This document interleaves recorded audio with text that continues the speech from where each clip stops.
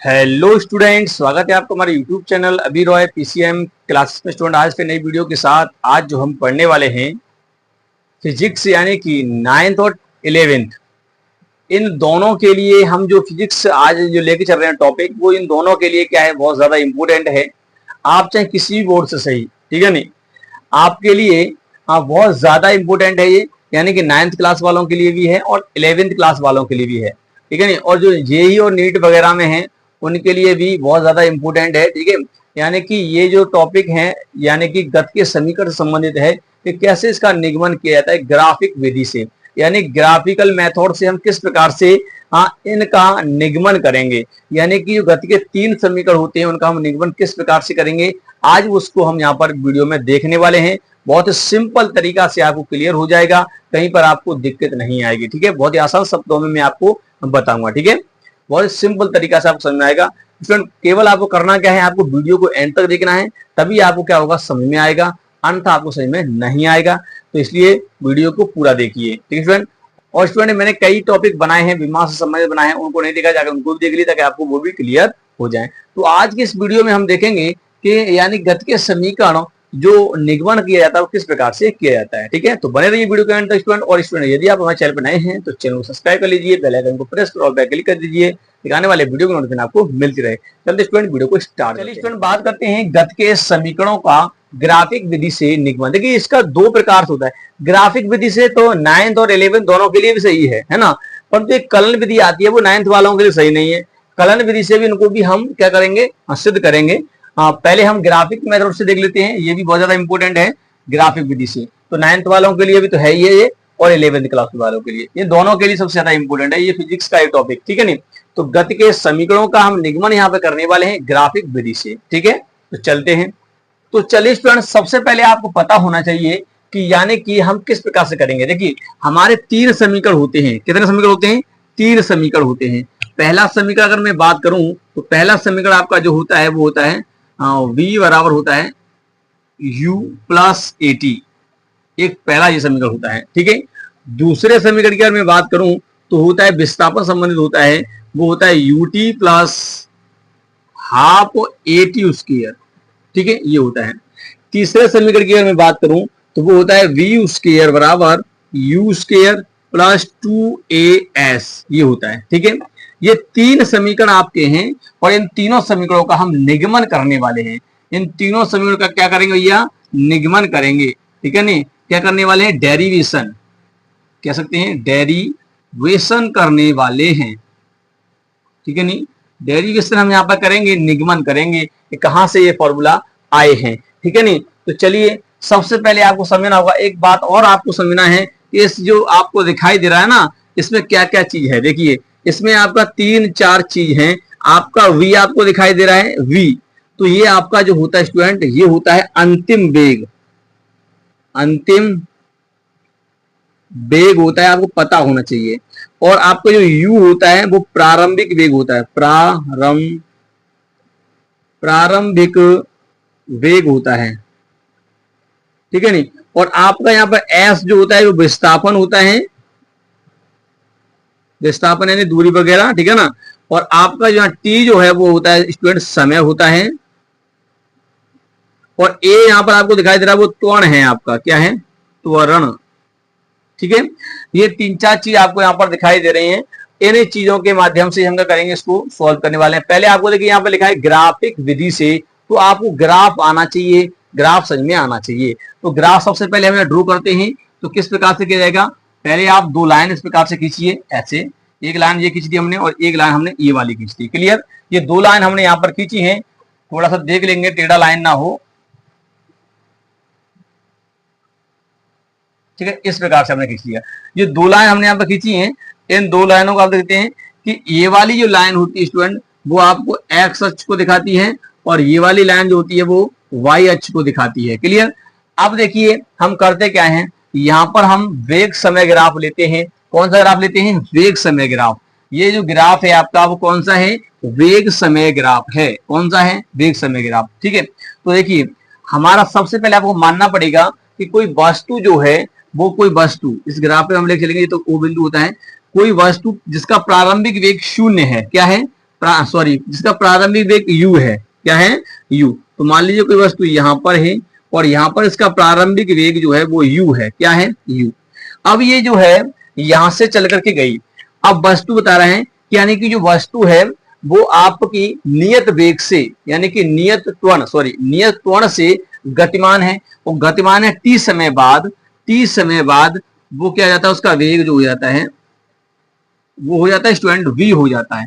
कितना हो जाता है v, यानी कह सकते हैं यानी कि t समय बाद। तो आप करना क्या है, यहां से आपका वेग चलना प्रारंभ हुई वस्तु, तो यहां पर आप बनाइए इस प्रकार से ऐसे, और यहां से इस प्रकार से लेके आइए। क्लियर, यानी कि t समय पर, कितने समय पर, t समय पर, t समय पर उसका वेग कितना हो गया, वेग हो गया आपका उसका v, कितना हो गया भैया, v हो गया। क्लियर, पहला जो समय था उस समय में उसका वेग कितना था, प्रारंभिक वेग u, और जब इसका नियत त्वरण से जब वस्तु गतिमान थी, नियत त्वरण से, यानी कि त्वरण का मतलब होता है, त्वरण कैसा है, त्वरण a जो है भैया वो है नियत त्वरण का मतलब होता है एक समान त्वरण से गतिमान है, नियत त्वरण से। यानी एक सेकंड में अगर वो मान लीजिए 5 मीटर पर सेकंड के त्वरण से चल रही है वस्तु, तो एक सेकंड में 5 मीटर पर सेकंड का वेग बढ़ेगा उस वस्तु का, 5 सेकंड, हर सेकंड में 5 बढ़ेगा, ठीक है ना। तो एक नियत त्वरण होता है, इसमें हम लेके चल रहे हैं। तो वेग समय ग्राफ में लेके चल रहे हैं, आप क्या करेंगे, आप इस वाली को रेखा को यहाँ पर ऐसे मिला दो, ऐसे, ठीक है। चलिए मैं इसी प्रकार से इसको मिला देता हूं, ऐसे मिला दिया। फिर स्टूडेंट यहाँ पर जो कोण बन रहा है वो कितना है, वो थीटा कोण है इतना। क्लियर, अब इसको नाम कर दे देते हैं, थोड़ा सा इसको नाम दिया जाएगा। तो यहाँ पर नाम देते हैं, इसको हम नाम देते हैं, ये ओ हो गया, इसको मैं नाम देता हूँ ए, और इसको नाम देता हूँ मैं बी, इसको नाम देते हैं सी, और ये होगा आपका डी। क्लियर, हमने यहाँ पर नाम दे दिया इनको।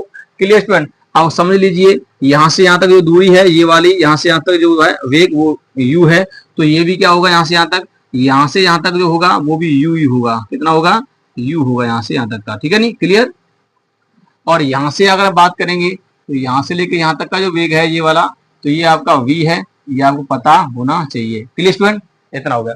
तो ये आपको ग्राफ इस प्रकार से बनता है। आपको ग्राफ सही में आया है कि नहीं, आप एक बार वीडियो में कमेंट में लिख देना कि कहीं पर आपको दिक्कत तो नहीं है, कहीं पर आपको ग्राफ में कोई दिक्कत तो नहीं है, ठीक है। ग्राफ इसी प्रकार से बनेगा।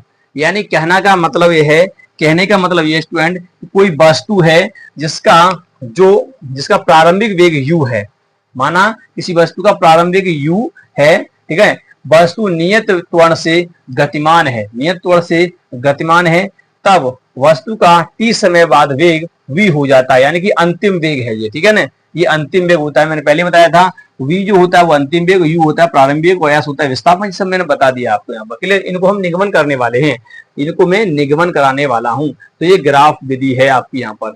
चलिए मैं यहाँ से इसको हटा देता हूँ, फॉर्मूला आप इनको लिख लीजिए, ठीक है ना। चलिए मैं इन फॉर्मूला को यहाँ पर लिख देता हूँ ताकि आपको कोई दिक्कत ना हो।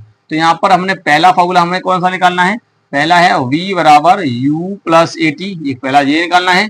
दूसरा कौन सा है, दूसरा है हमारा s बराबर होता है u T plus half A T square, ठीक है नहीं। और तीसरा है आपका हमारे यहाँ पर v स्क्वायर बराबर u स्क्वायर प्लस के 2as, ठीक है नहीं।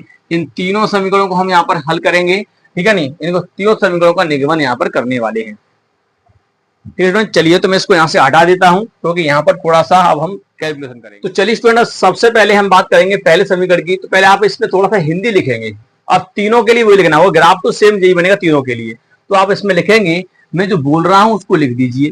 क्या लिखना है, वर्णन में आपको लिखना है कि लिखिए, मैं बोल रहा हूँ कि माना एक वस्तु जिसका प्रारंभिक वेग u है, माना एक वस्तु जिसका प्रारंभिक वेग u है, वस्तु नियत त्वरण से गतिमान है, तब t समय बाद वेग वस्तु का वेग v हो जाता है। कितना हो जाता है, t समय बाद यानी t समय पश्चात वस्तु का वेग v हो जाता है, तब वस्तु द्वारा तय किया गया विस्थापन s है, तब v u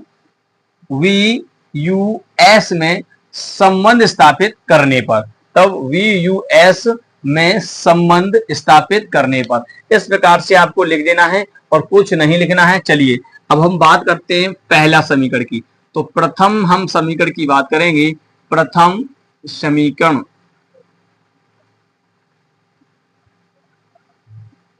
प्रथम समीकरण की अगर हम बात करेंगे भैया यहाँ पर, तो प्रथम समीकरण आपका क्या है, मैंने पहले ही बता दिया, v बराबर है u प्लस एटी। तो आपको करना क्या होगा, हम देखिए क्या करेंगे, सबसे पहले हम त्वरण की बात करेंगे। त्वरण जैसे जैसे मैं बता रहा हूं उसी प्रकार से लिखना है। त्वरण बराबर क्या होता है, वेग में परिवर्तन, वेग में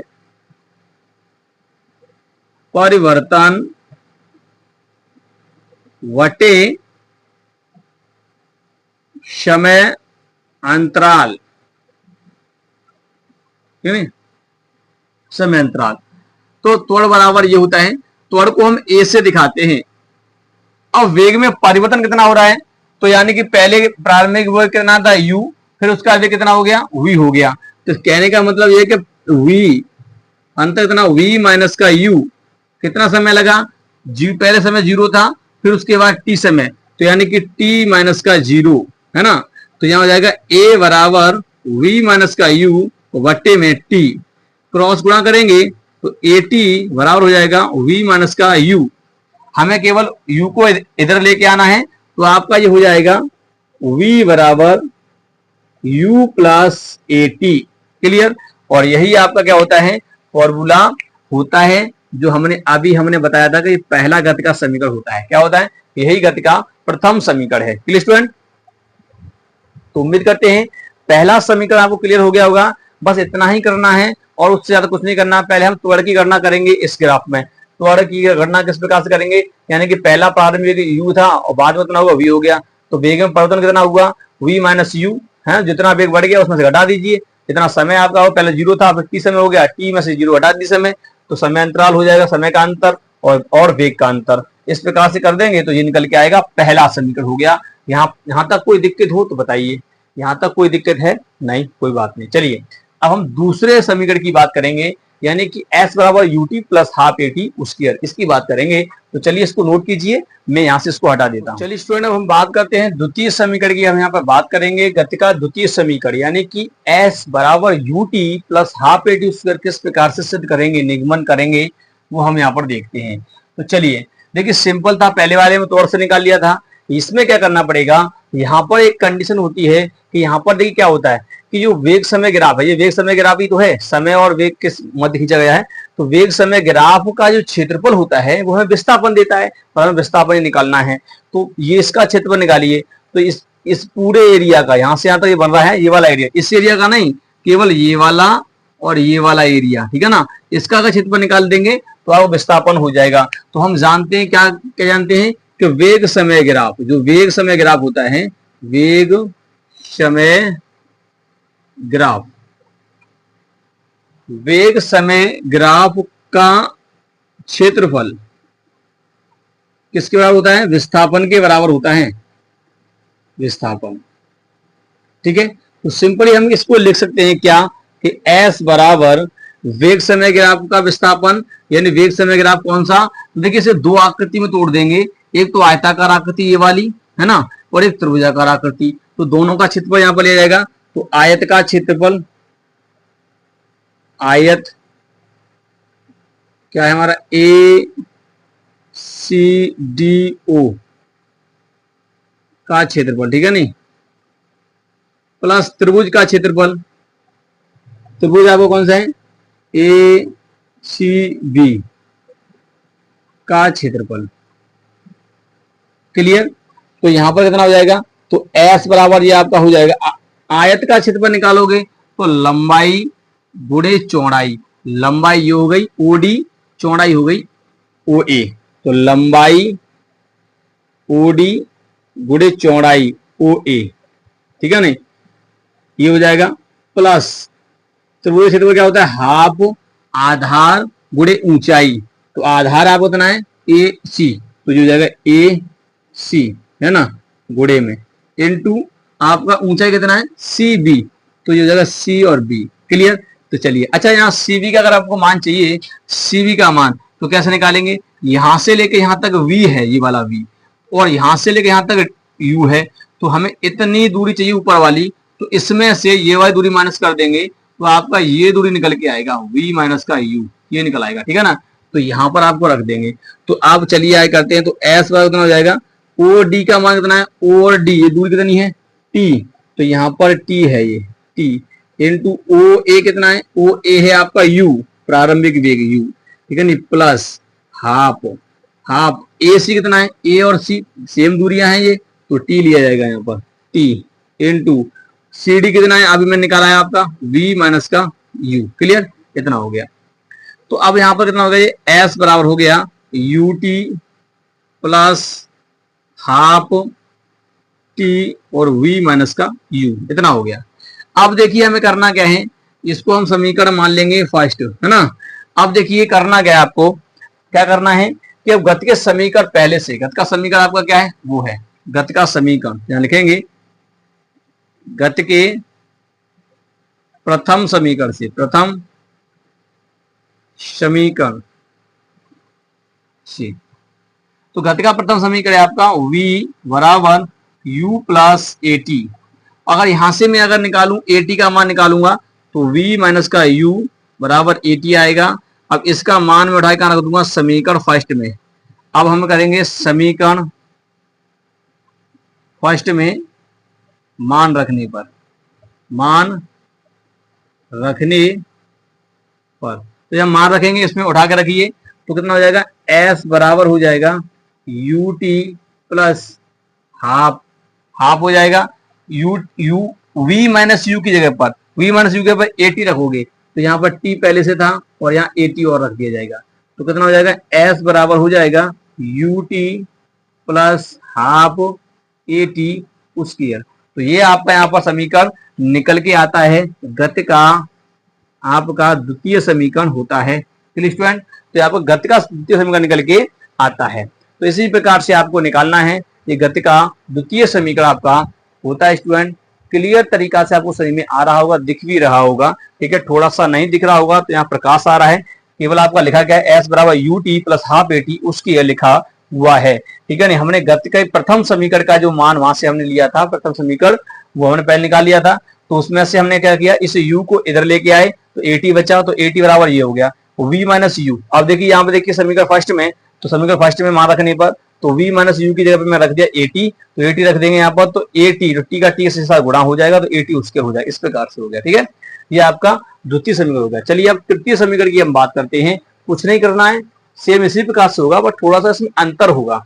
इसमें अलग अलग क्षेत्रफल लिए हैं, उसमें एक ही क्षेत्रफल से काम चलेगा, ठीक है ना। चलिए इसको नोट कीजिए, मैं तीसरा समीकरण यहाँ पर निगमन करने वाले हैं। चलिए स्टूडेंट हम तीसरे समीकरण की बात करते हैं।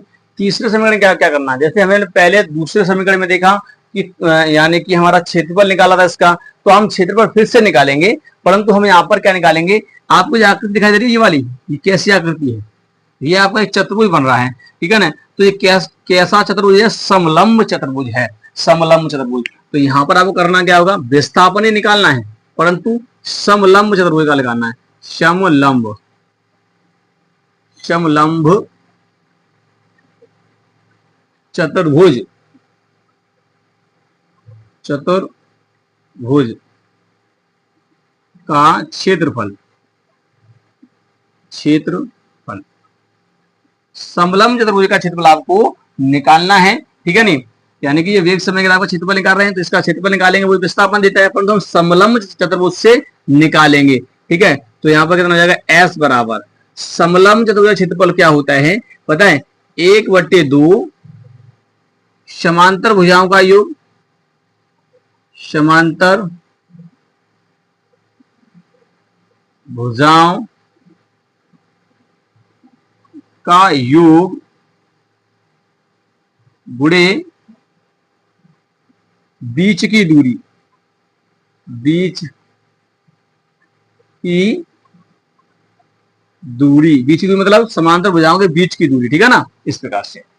तो यहां पर आप करेंगे तो कितना हो जाएगा, ये हो जाएगा s बराबर 1/2, समांतर भुजा कौन सी है, ये वाली, एक ये जा रही भुजा और एक ये जा रही भुजा, समांतर भुजाएं, तो ओ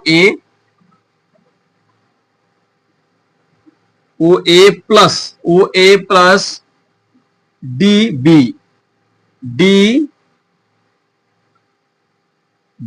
ठीक है ना।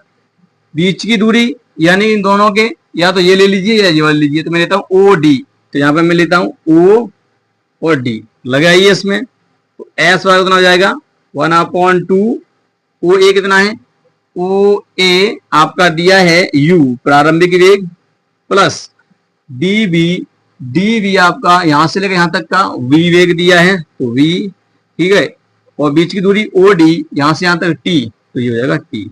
अब फिर से आप गति के प्रथम समीकरण से करेंगे तो यहां पर आप लिखेंगे गति के प्रथम समीकरण से, प्रथम समीकरण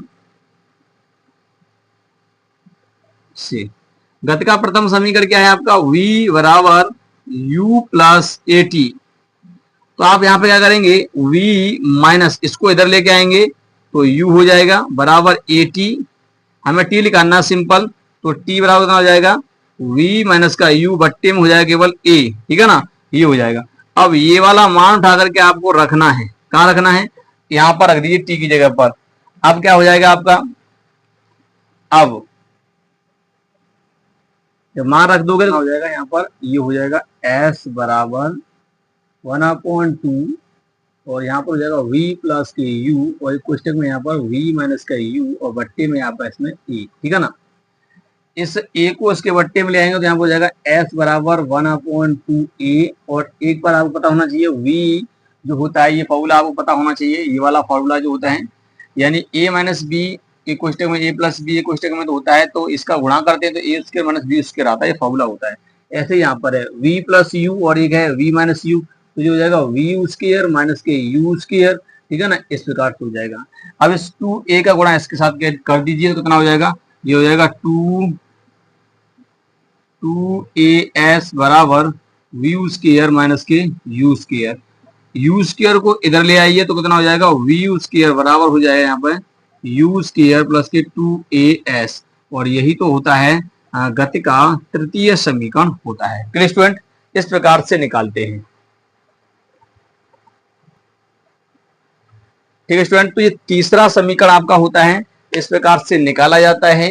ये यहाँ पर तीसरा समीकरण हो गया, उम्मीद करते हैं आपको सही में आ गया होगा। प्रथम समीकरण, द्वितीय समीकरण, तृतीय समीकरण, ठीक है नहीं। इसका क्षेत्रफल हमने निकाला है, दो तरीका से निकाला था। देखिए पहले वाले में तोड़ से निकाल दिया, तोड़ में परिवर्तन वेग में परिवर्तन बट्टे समय तोड़ के फॉर्मूला से। दूसरा क्षेत्रफल निकाला, इन दोनों का अलग अलग जोड़ के निकाला।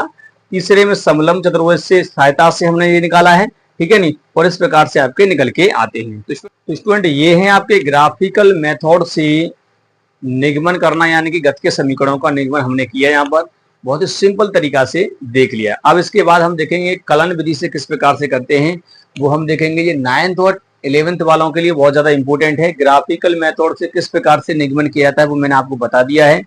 अब हम देखेंगे कलन विधि से, वो 11 वालों के लिए है, ठीक है। तो बहुत ज्यादा इंपॉर्टेंट टॉपिक है ये वाला, यानी गति के समीकरणों का निगमन ग्राफिकल मेथड और कलन विधि दोनों प्रकार से किया जाता है। तो ग्राफिकल मेथड मैंने करवा दिया है, तो यही ग्राफिकल मेथड है, इसी प्रकार से आपको करना है। यदि आपको समझ में नहीं आया तो एक बार वीडियो को फिर से देख लीजिए, वैसे तो मैंने आपको सिंपल तरीका से बताया है, ठीक है स्टूडेंट। तो उम्मीद करते हैं वीडियो पसंद आया होगा। वीडियो पसंद आया तो वीडियो को लाइक कर दीजिए, चैनल को सब्सक्राइब कर बेल आइकन को प्रेस जरूर कर दीजिए, तक आने वाले वीडियो की नोटिफिकेशन आपको मिलते रहे। मिलेंगे नेक्स्ट वीडियो में, तब तक के लिए जय हिंद।